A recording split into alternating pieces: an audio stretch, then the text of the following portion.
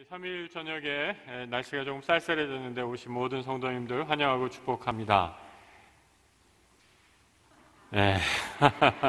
오늘 이렇게 찬양하면서 또 우리 미리암 찬양대가 오늘 참 귀한 찬양을 해주시고 가슴이 이렇게 가을에 맞게 은혜를 받았고요.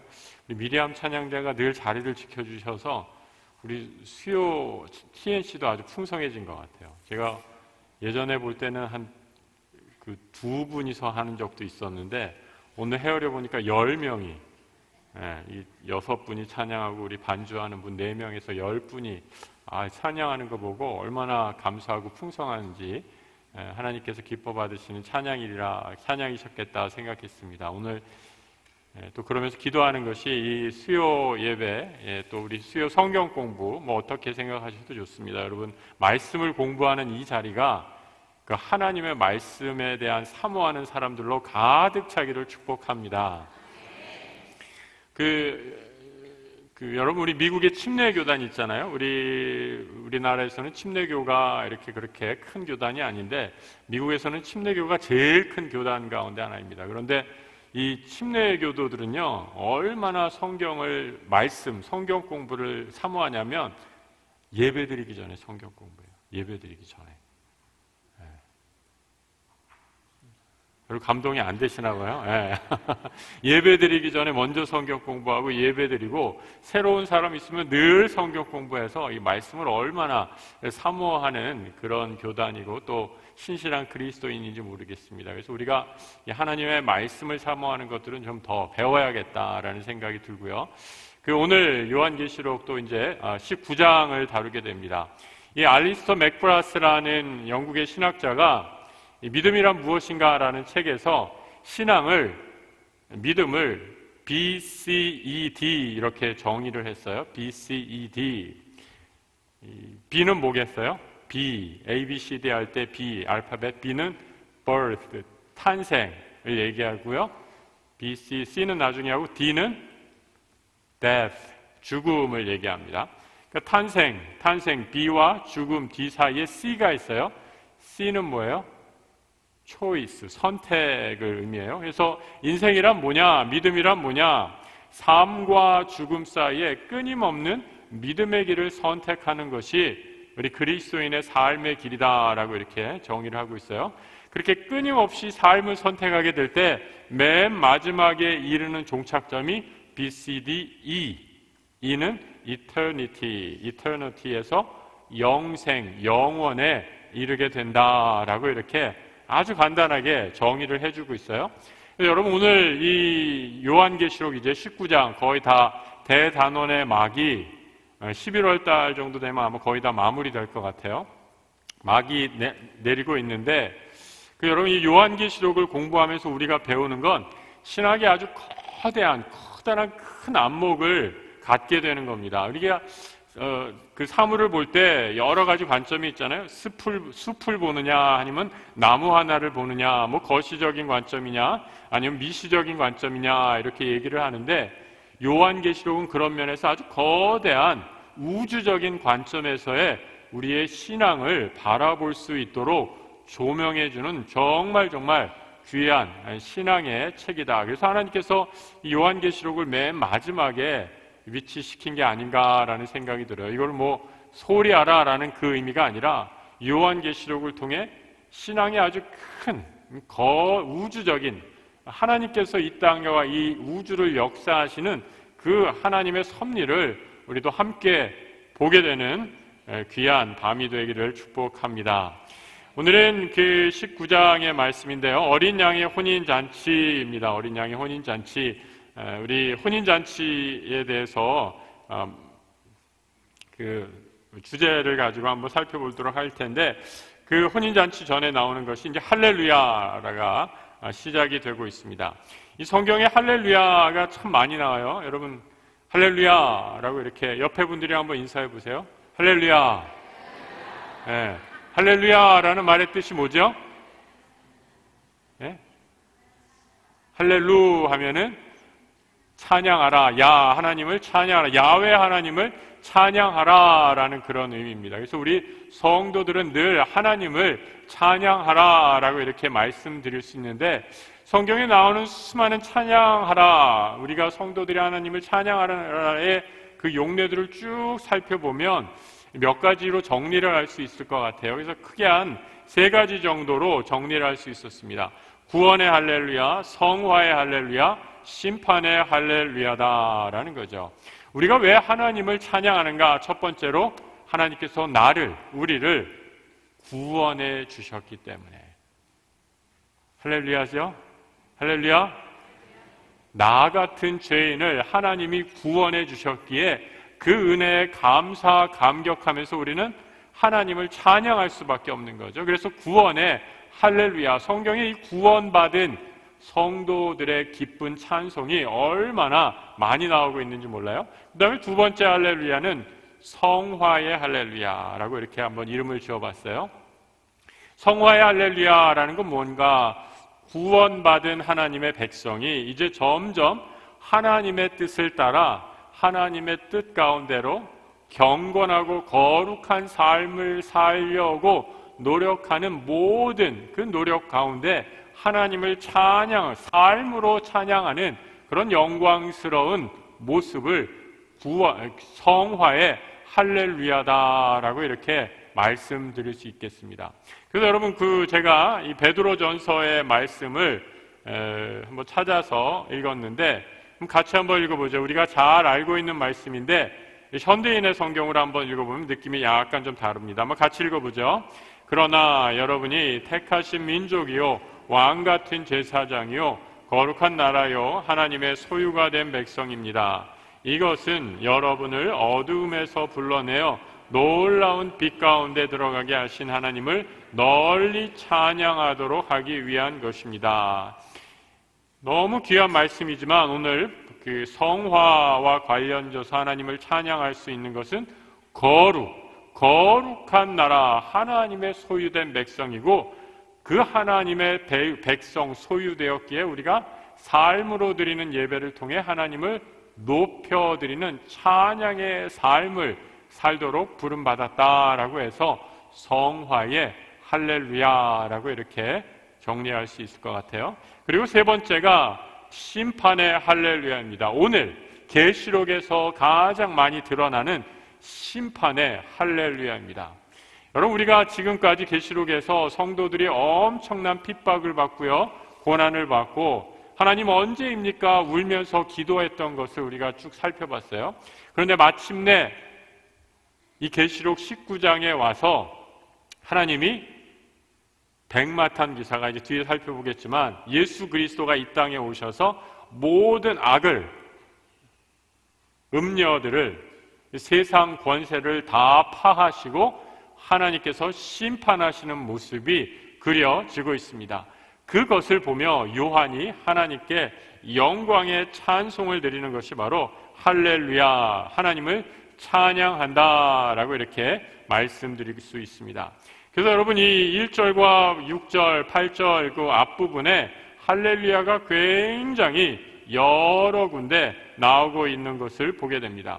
그런데 요한이 아주 의도적으로 이 할렐루야를 쓰면서 1절과 3절의 할렐루야와 6절의 8절의 할렐루야가 뉘앙스나 배경 또 사용되어지는 그 맥락이 아주 다른 것을 보게 돼요. 어떻게 다른가?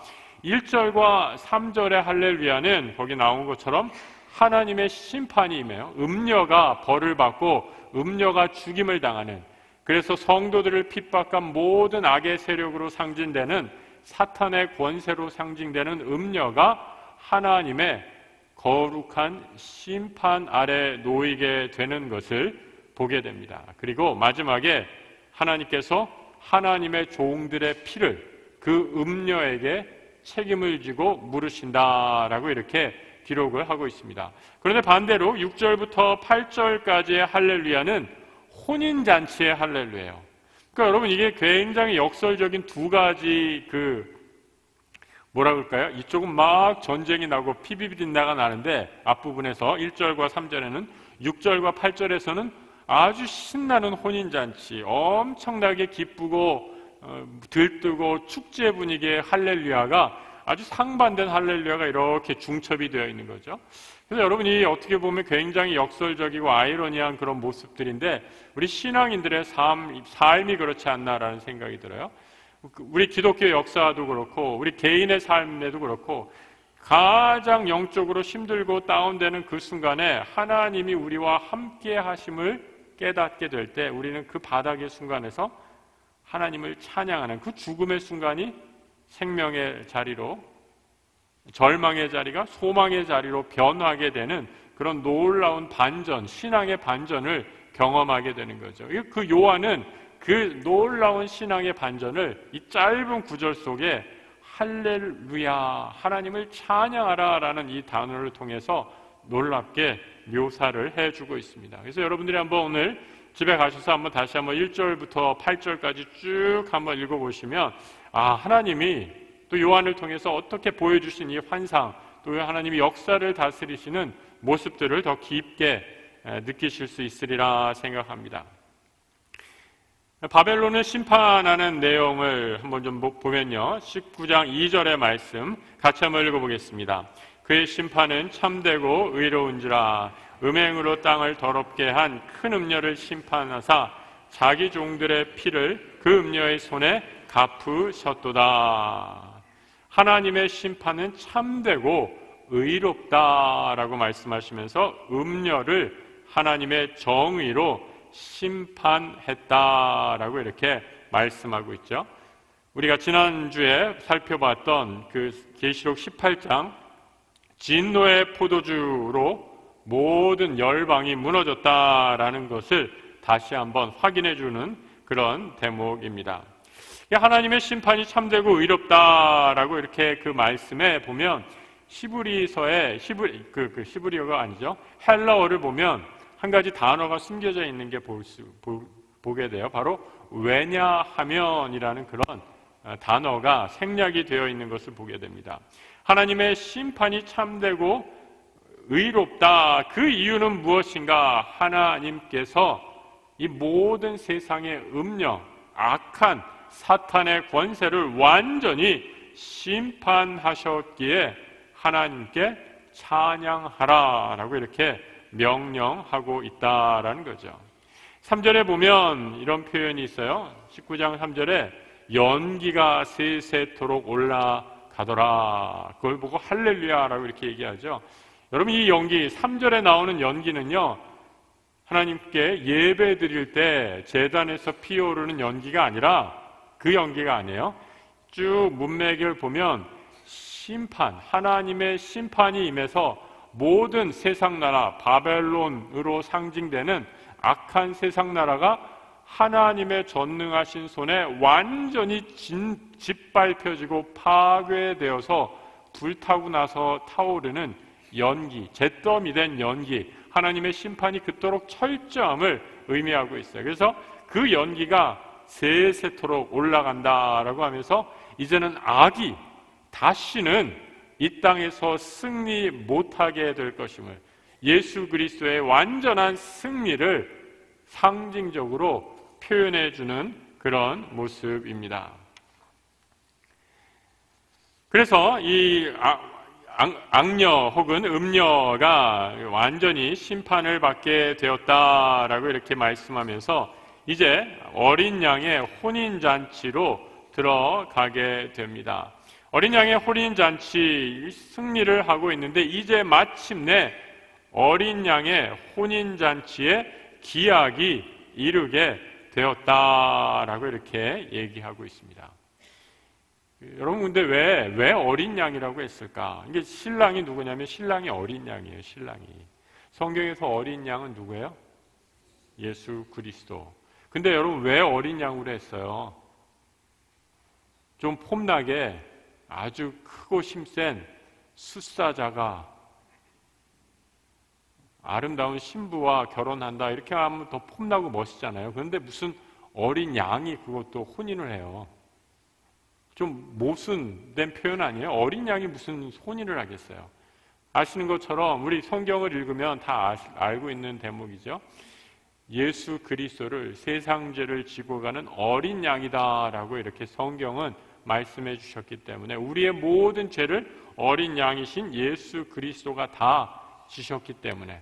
그런데 그동안 혼인을 못했어요. 왜요? 음녀 때문에, 사탄의 세력 때문에, 바벨론 때문에. 이 땅에서 역사하는 사탄 권세, 공중 권세 잡은 악의 세력들 때문에 어린 양이 혼인할 시간이 없었어요. 그래서 혼인 날짜를 미루다가 이제야 혼인 기약이 차게 돼서 혼인을 하게 되었다라는 거예요. 혹시 여러분들 가운데 결혼 힘들게 하신 분 계세요? 너무너무 사랑하는 님과 하루라도 빨리 결혼하고 싶은데 부모님의 관대로 혹은 뭐 여러 가지 이유로 자꾸 차일피일 미루다가 아이고 언제 결혼하나 하고 하다가 막 가슴앓이하고 힘들어 하셨던 분 있습니까? 이 어린 양이 혼인 언제인지 예정이 되지 못하게 계속 미루어졌다라는 거죠. 왜? 언제입니까? 어린 양이 혼인잔치가 언제입니까? 라고 수많은 사람들이 울며 기도했는데 마침내 그때가 되었다라는 겁니다. 세상의 악이 다 멸망당하고 하나님의 공의의 심판 안에 멸망당하고 마침내 하나님의 뜻 가운데 혼인이 이제 혼인할 수 있는 상황이 되었다. 승리하셨기 때문이다라는 거죠. 누가 혼인을 하나라는 거 여러분 뒷장을 한번 넘어가 보겠습니다. 그 유대의 결혼 문화는요, 아주 우리 이 자리에 계신 어르신들 예전에 우리 조선시대 혹은 우리 5, 60년 전에 그 혼인의 문화와도 크게 다르지 않을 거다라는 생각이 들어요. 이 유대인들의 결혼 문화는 어땠는가? 이 약혼을 하고요, 반드시 약혼을 하고 일정 기간, 시간을 둡니다. 그 인터벌을 둔 후에 그 다음에 결혼을 하게 되죠. 그래서 어떤 면에서 보면 약혼식이 굉장히 중요해요. 우리 혹시 이 가운데 약혼식하고 결혼하신 분들 계신가요? 부끄러워서 아무도 손을 못 드시는 것 같아요. 아마 분명히 계실 겁니다. 근데 요즘에 약혼하는 집들은 거의 없죠. 바로 다 결혼을 하니까.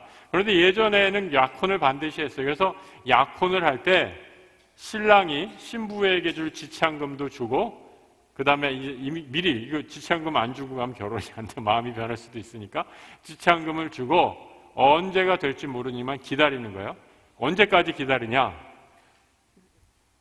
신랑의 아버지가 이제 됐다, 이제 결혼해도 된다 라고 할 때까지 보통 한 1년 정도였다라고 이렇게 얘기합니다. 하지만 경우에 따라서는 더 길어지는 그런 일도 있었다라는 거죠. 시간이 점점 지나가면서 마침내 신랑 아버지가 자신의 결정을 내리게 될 때 혼인이 이루어지게 되었다라는 겁니다. 자, 누가 혼인을 하나? 요한계시록 14장 4절과 5절 우리 같이 한번 읽어보겠습니다. 이 사람들은 여자와 더불어 순결한 자라, 어린 양이 어디로 인도하든지 따라가는 자며 사람 가운데서 속량함을 받아 처음 익은 열매로 하나님과 어린 양이 속한 자들이니 그 입에는 거짓말이 없고 흠이 없는 자들이더라. 왜 이렇게 오랫동안 혼인 일식이 길어졌는가? 사탄과의 영적인 전쟁 때문이기도 했지만 믿음의 사람, 정결한 신부를 고르기 위한 신랑 아버지의 섭리였다라고도 이렇게 해석할 수 있다는 거죠. 무슨 말씀인지 아시겠죠? 고난의 시간, 환난의 시간을 건디면서 정말 누가 예수 그리스도 앞에 순결한 신부로 남을 것인가 라는 것을 신랑의 아버지, 어린 양의 아버지, 하나님 아버지께서 기다리고 또 기다리셨다라는 겁니다. 환난의 시간을 지나게 되니까 정결한 신부들, 순결한 사람들, 세속에 물들지 않고 악한 영의 꾀임에 넘어가지 않고 우상에게 절하지 않는 예수 그리스도의 정결한 신부와 같은 남은 자들이 이 땅 가운데 있는 것들을 보고 예수 그리스도, 하나님의 어린 양과 혼인이 시작이 되었다라고 이렇게 말씀하고 있습니다. 그래서 그 혼인 잔치에 흠이 없는 순결한 신부가 준비한 것이 무엇이었는가? 계시록 3장 5절 또 7장 9절에 연이어서 나오고 있습니다. 같이 한번 읽어보겠습니다. 이와 같이 신옷을 입을 것이요 내가 그 이름을 생명책에서 결코 지우지 아니하고 그 이름을 내 아버지 앞과 그의 천사들 앞에 시인하리라. 이 일 후에 내가 보니 각 나라와 족속과 백성과 방언에서 아무도 능히 셀 수 없는 큰 무리가 나와 신옷을 입고 손에 종려가지를 들고 보좌 앞과 어린 양 앞에 서 있었다라고 이렇게 얘기하죠. 그래서 이 신부가 준비한 것이 무엇인가? 세마포 옷이었다라고 이렇게 말하고 있습니다. 그리고 그 세마포 옷은 성도들의 옳은 행실이었다라고 이렇게 말씀하고 있습니다. 이 세마포가 이제 무엇이냐라는 걸 우리가 좀 더 깊이 생각을 해봐야겠죠. 여러분 세마포 있으세요? 세마포 어떤 옷인가요? 세마포.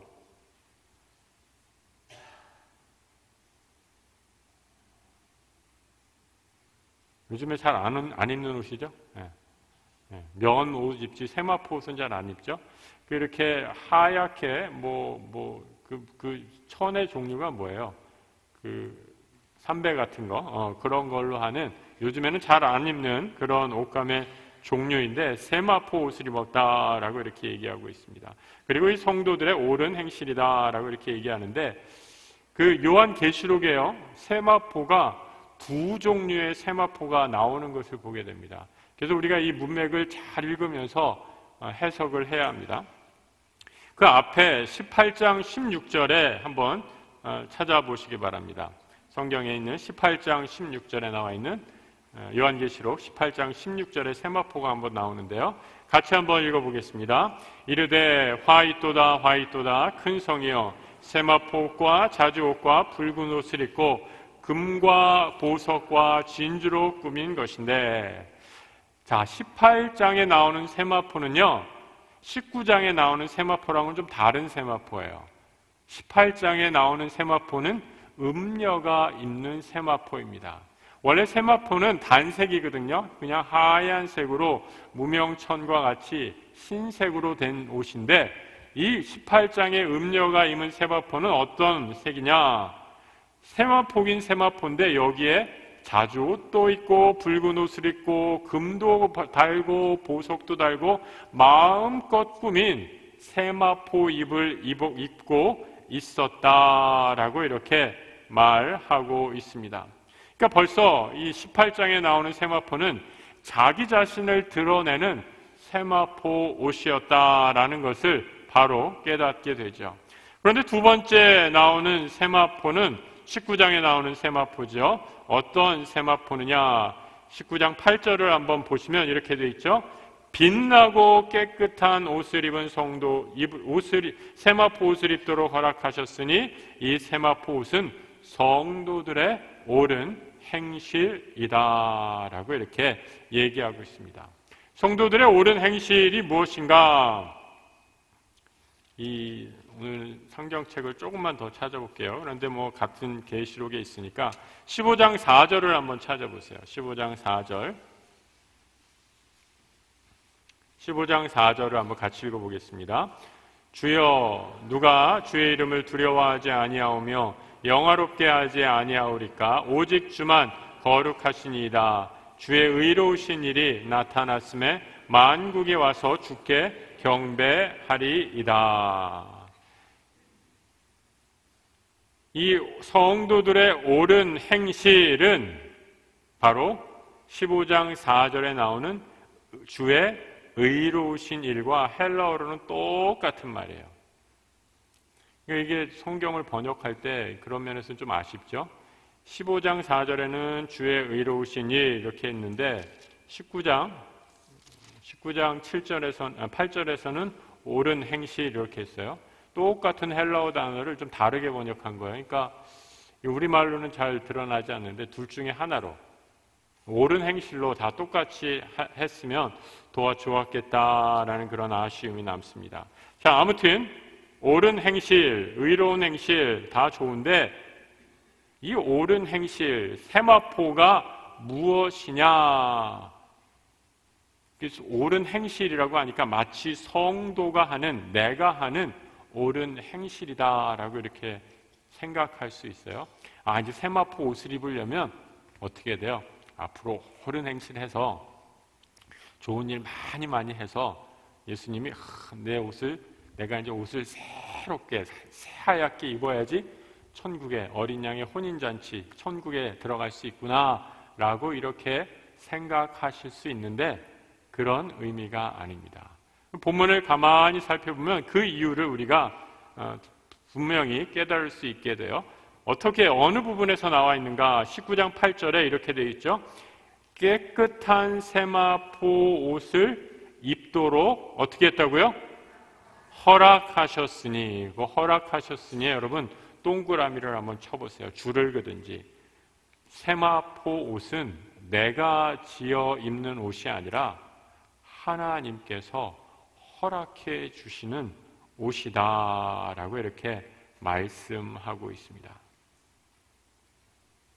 그리고 아까 우리가 같이 읽었던 15장 4절에 주의 의로우신 일이 나타났다. 그 주의 의로우신 일도 하나님의 행위, 하나님의 거룩한 행위가 정당하다라는 맥락 속에서 하나님이 주권, 주체되는 것을 의미하고 있습니다.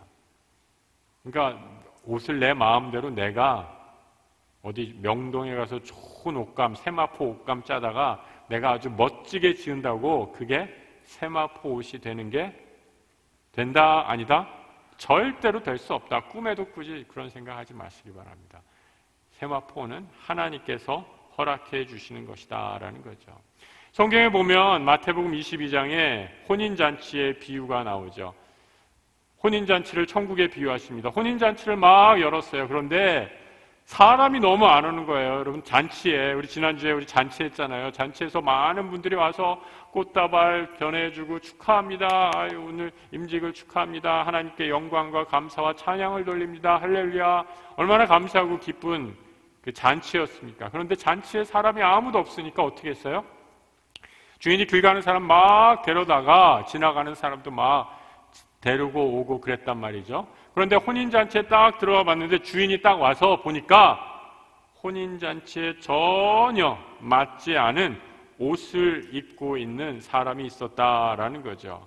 그래서 마태복음 22장 12절에 이렇게 얘기하죠. 이르되 친구여 어찌하여 예복을 입지 않고 여기 들어왔느냐 하니 그가 아무 말도 못했다라고 이렇게 말씀하고 있습니다. 길거리에 당연하죠. 길거리에 예복을 있을 턱이 없죠. 길을 지나가는 사람이 왔다 갔다 하는 사람이 예복이 준비될 리가 있겠습니까? 예복 누가 마련한 것입니까? 주인이 마련한 것입니다. 이 예복 바로 구원의 주인이신 하나님께서 입혀주시는 거룩한 옷이다라는 거죠. 사람이 그것을 만든다고 내가 그것에 맞추어서 입을 수 있다라는 것이 아니에요. 그러니까 여러분 우리가 착각하면 안 돼요. 뭘 착각하면 안 되냐? 명품 옷 입는다고 명품 인생이 되는 게 결코 아니다라는 거예요. 아멘 하십니까 여러분? 명품 옷 사서 입어보세요. 내 인생이 명품이 되나?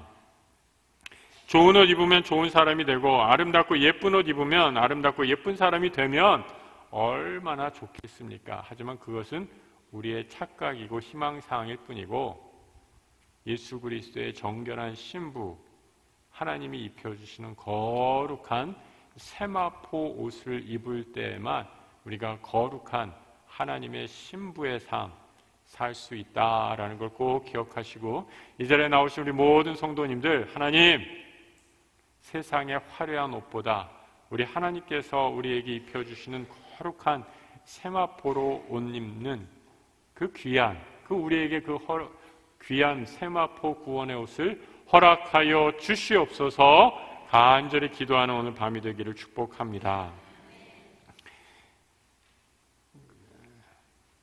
우리 계시록 3장 5절에 있는 말씀 같이 한번 읽어봅니다.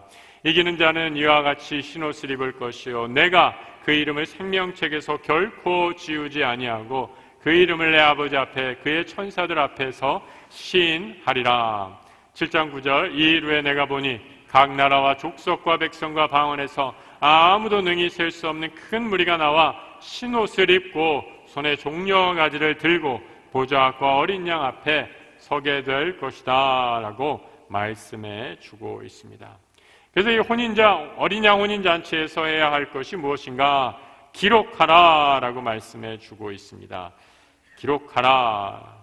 무엇을 기록해야 할 것인가? 바로 하나님과 예수 그리스도와 신랑 되신 예수 그리스도와 사랑의 교제, 말씀의 교제를 기록해야 한다라는 거죠. 계시록 3장 20절 같이 읽어봅니다. 볼지어다 내가 문 밖에 서서 두드리노니 누구든지 내 음성을 듣고 문을 열면 내가 그에게로 들어가 그로 더불어 먹고 그는 나와 더불어 먹으리라. 아멘. 여러분 얼마나 귀한 말씀입니까? 예수 그리스도를 우리가 정결한 세마포 옷을 입고 맞이하게 될 때 주님이 나와 함께 나로 더불어 먹고 주님은 나와 함께 거하신다라고 이렇게 말씀하고 있습니다. 예전에 이 부분을 이렇게 묵상하다가 갑자기 재밌는 생각이 떠올랐어요. 예전에 여러분 개그 콘서트에서 대화가 필요해 그거 아세요? 그런 개그 코너? 아들과 아버지가 이렇게 밥 먹다가 아들이 갑자기 묻습니다. 아버지는 중매 결혼하셨어요? 연애 결혼하셨어요? 갑자기 아무 말도 없다가 아버지가 딱 아들을 보더니 사기 결혼했다. 그 다음 밥 먹자. 밥을 먹는 그런 코너였어요.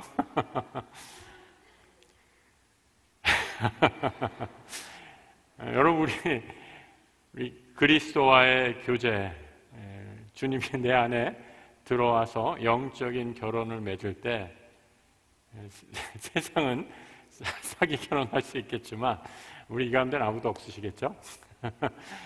우리 예수 그리스도가 우리 안에 있을 때 생명의 능력으로 주님과 함께 교제하고 풍성한 삶을 누리게 될 줄로 믿습니다. 오늘 19장에 보면 그 예수님의 이름이 하나님의 말씀이다라고 하면서 예수님의 이름에 대해서 아주 여러 번 등장하는 것을 보게 됩니다. 11절에 보면 성경에 한번 이렇게 동그라미를 쳐두세요. 11절에 그 이름은 바로 예수의 이름이죠. 그 이름은 충신과 진실이다라고 이렇게 얘기하고 있고요. 또 13절에 그 이름은 하나님의 말씀이다라고 이렇게 얘기하고 있고요. 또 16절에 보면 옷과 다리에 이름을 쓴 것이 있다. 만왕의 왕, 만주의 주다라고 이렇게 말씀하고 있습니다. 하나님의 이름, 예수 그리스도의 이름, 하나님의 말씀을 의미하고 있죠. 여러분 이 성경에 에베소서의 사도 바울이 여러 가지 믿음의 전신 갑주 이렇게 얘기하면서 쭉 얘기할 때 모든 게 다 방어용 무기임을 보게 됩니다. 의의 흉배, 구원의 투구, 평안의 신발, 이렇게 벨트 다 방어용이에요. 우리 군사들을 보호하는 무기죠. 그런데 딱 하나 공격용 무기가 뭐죠? 손에 든 말씀의 검, 예수 그리스도 그 이름으로 우리가 악한 영을 대적하고 싸울 수 있다라고 이렇게 말씀하는 거죠. 그래서 하나님의 말씀을 붙잡고 우리가 영적인 전투에서 승리할 수 있습니다. 주님의 이름을 받은 사람은 세상에서 누리는 그 어떠한 인간적인 관계보다 더 깊은 신비한 관계를 누리며 살아가게 된다라고 이렇게 말씀하고 있죠. 그래서 그것을 사도 요한은 이 19장을 쓰면서 이렇게 얘기하고 있죠. 예수의 이름, 그 이름이 10절에 보면 이렇게 말하고 있죠. 예수의 증언은 예수의 영이다 라고 이렇게 마지막에 말씀하고 있습니다. 그래서 예수의 영으로 증거하고 예수의 영으로 교제하고 예수의 영으로 살아갈 때 우리가 늘 풍성하고 하나님 안에서 영적인 전투에서 승리하는 믿음의 삶을 살 수 있게 됨을 꼭 기억하시고 예수 그리스도 그 이름을 붙잡는 우리 성도들 되시기를 축복합니다. 6번 보면 백마탄 기사, 바로 예수님이 등장을 하고 있습니다. 거짓이 없으신 분, 불꽃과 같은 눈으로 우리의 중심을 꿰뚫어 보시는 분, 11절 이하에서 이 백마탄 기사의 모습을 쭉 얘기하고 있죠. 그런데 13절에 보면 무서운 표현이 있어요. 어떻게 묘사하고 있나? 이 백마탄 기사가 그가 피 뿌린 옷을 입었는데 그 이름은 하나님의 말씀이라 칭하더라 라고 이렇게 말씀하고 있어요. 이 백마탄 기사, 예수 그리스도가 옷을 입고 계신데, 예수님도 당연히 세마포 옷을 입으셨겠죠. 그런데 그 세마포 옷에 피가 튀겨 있어요. 여러분, 피 묻은 옷 입고 싶으세요? 별로 기분 좋지 않으시잖아요. 그런데 우리 예수님이 입으신 옷은 피 묻은 옷이었다라고 이렇게 얘기하고 있어요. 그리고 하늘에 있는 군대들은 희고 깨끗한 세마포 옷을 입고 백마를 타고 그를 따랐다라고 이렇게 얘기하고 있어요. 그러니까 맨 앞장서서 백마를 탄 예수님은 피 묻은 옷을 입고 맨 앞장서시는데, 그 뒤에 따르는 수많은 세마포 옷을 입은 하나님의 백성들은, 정결한 신부들은 깨끗한 옷을 입고 주님을 따라간다라고 이렇게 말씀하는 거예요. 예수님이 왜 피 묻은 옷을 입으셨는가? 바로 하나님께서, 예수 그리스도께서 마지막에 심판을 하실 때 그 피의 선혈이 예수 그리스도의 옷에 다 튄 거죠.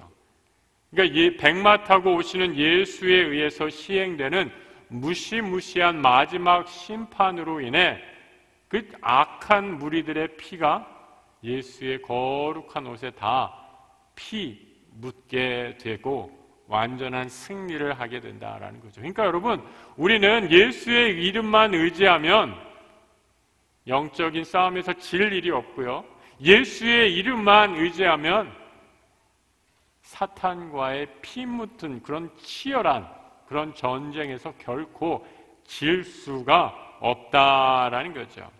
이 구약의 이사야서에 보면 붉은 옷에 대한 하나님께서 마지막 심판에 대해서 심판하실 때 악한 무리들이 흘리게 되는 피를 이사야 63장에서 이렇게 묘사해 주고 있습니다. 같이 읽어볼까요?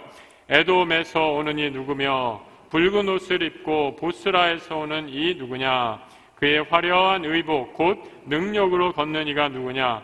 그는 나이니 공의를 말하는 이유 구원하는 능력을 가진 이라.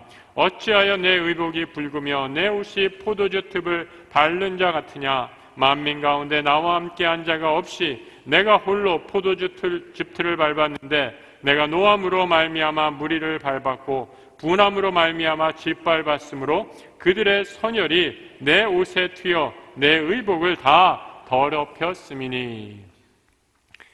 좀 끔찍한 모습이지만 요한은 이 요한계시록 19장을 기록하면서 이사야의 예언이 앞으로 예수 그리스도를 인해 완전히 성취될 날을 믿음의 환상 가운데 바라보았던 거죠.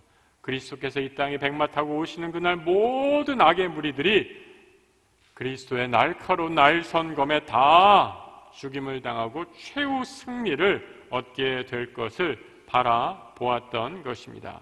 그래서 하나님의 말씀의 능력은, 말씀은 여러분 결코 장식용이 아니라 전투용 검이다라고 이렇게 말씀드릴 수 있습니다. 그리고 이 마지막 전쟁을 통해서 이 악의 군대는 아주 철저하게 패배하는 것을 보게 됩니다.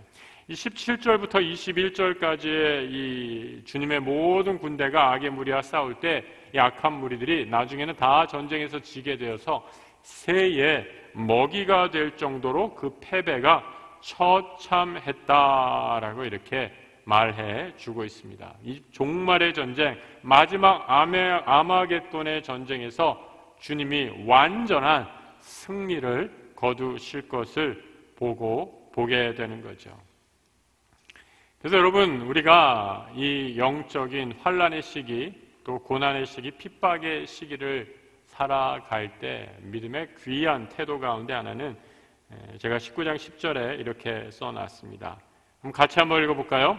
내가 그 발에 엎드려 경배하려 하니 그가 나에게 말하기를 나는 너와 및 예수의 증언을 받은 내 형제들과 같이 된 종이니 삼가 그리하지 말고 오직 하나님께 경배하라 라고 이렇게 말씀하고 있습니다.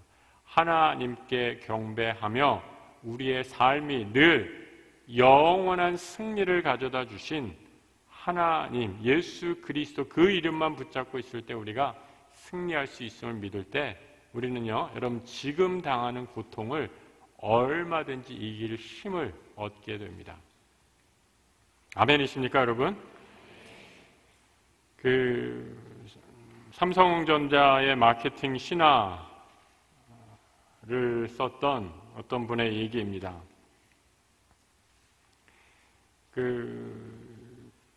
영업사원을 모집하는데 이분이 자기 어플리케이션이죠. 자기 지원서에 지금 하는 일이 뭡니까? 라고 이렇게 썼는데 시체 닦는 일 이렇게 썼대요. 여러분 깜짝 놀랐죠. 그 면접하는 담당관이 보고 아니 시체를 닦는 사람이 어떻게 냉장고를 팔 수 있겠다고 그 죽은 사람이나 닦는데 우리 영업직은 산 사람을 상대해야 되는 일인데 당신은 어떻게 그 일을 할 수 있겠습니까? 라고 이렇게 물었다라는 거죠. 그런데 이분이 이렇게 대답했대요. 저는요 비록 시체를 닦지만 대한민국에서 제일로 잘 웃는 사람입니다. 이렇게 답했다는 거예요. 시체 닦으면서 인생이 이렇게 유한하고 짧은데 뭐하러 싸우고 뭐하러 짜증내나 라고 생각하면서 시체를 닦으면서도 늘 웃고 기쁘게 살았다라는 거죠. 그 지혜를 터득하게 됐다라는 거죠. 여러분 시체 닦으면서 웃었는데 산 사람 앞에서 웃었겠어요? 안 웃었겠어요? 그 말에 감동해서 최종원 씨가 입사하게 됩니다. 그리고 입사 3개월 만에 매출 1억을 달성하게 됩니다. 나중에 그 비결을 묻자 이렇게 대답했어요. 사람의 겉모습을 보고 판단한 게 아니라 어떤 손님이 와도 내가 제일 힘들고 어려웠을 때 그 시체 닦던 그 일을 생각하며 늘 고객을 죽은 사람이 아니라 산 사람 대하듯이 시체도 닦으면서 웃었는데 내가 이분 왜 웃는 얼굴로 맞이하지 못하랴라고 하면서 늘 웃는 얼굴로 고객을 상대했더니 이렇게 좋은 결과가 나왔을 뿐입니다 라고 이렇게 얘기했다라는 거죠. 그럼 천국 소망 때문에 웃음을 잃지 않았다라는 거죠. 여러분 웃는다고 물론 천국 가는 건 아닙니다. 그런데 한 번 더 생각해 보면 천국 가는 사람은 꼭 웃는 사람입니다. 옆에 분들 한번 보세요. 지금 웃는 얼굴인가 우거지상인가. 여러분 내 얼굴이 전도지입니다. 우리 요한계시록 우리 인생의 마지막 종착역을 하나님께서 지금 요한을 통해서 보여주시는 거예요. 우리 결말은 해피엔딩이라는 거예요. 해피엔딩. 그러니까 지금 우거지상 짓고 살아가지 말라는 거예요. 맨 마지막에 해피엔딩이면 됐지 뭘 더 바래요. 맨 마지막이 해피엔딩인데 지금 좀 힘들고 어려워하지 그 맨 마지막 해피엔딩 영광이 더 빛나고 감사하고 찬양의 시간이 되지 않겠습니까? 그 믿음으로 이 땅을 믿음으로 걸어가고 승리하시는 우리 모든 성도들 되시길 다시 한번 우리 주님의 이름으로 축복합니다.